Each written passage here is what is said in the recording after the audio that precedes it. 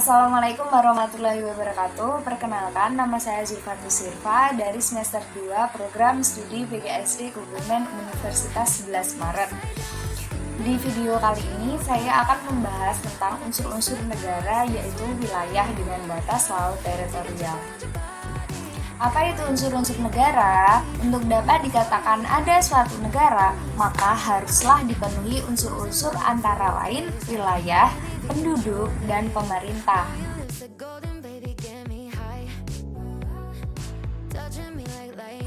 Apa sih pengertian dari wilayah negara dan laut teritorial?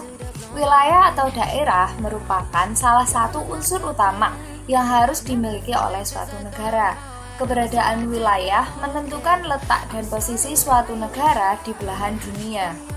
Wilayah suatu negara tidak hanya mencangkup daratan, tetapi juga meliputi perairan seperti laut dan sungai, serta ruang udara di atasnya. Lalu pengertian laut teritorial. Laut teritorial adalah wilayah laut yang berada di bawah kedaulatan penuh suatu negara. Wilayah ini dihitung mulai dari garis pantai hingga sejauh 12 mil laut ke arah laut lepas. Untuk negara kepulauan seperti Indonesia, laut teritorial juga mencangkup jalur-jalur laut yang menghubungkan pulau-pulau di dalam wilayahnya.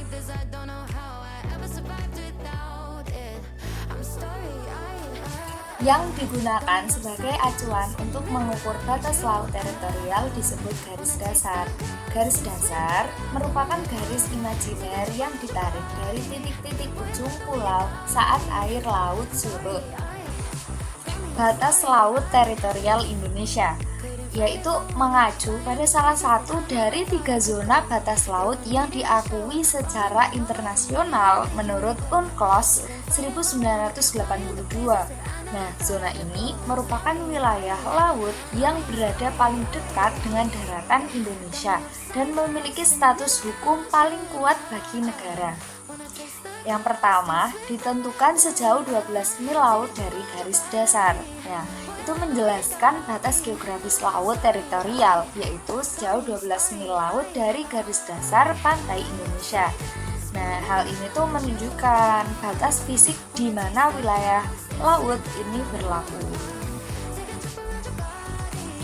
Yang kedua, Indonesia memiliki kedaulatan penuh atas wilayah ini.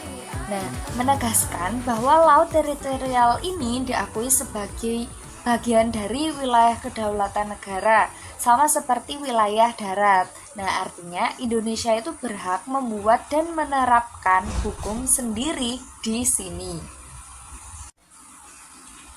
Yang ketiga, itu kedaulatan ini mencakup hak atas sumber daya alam, pelayaran, dan keamanan.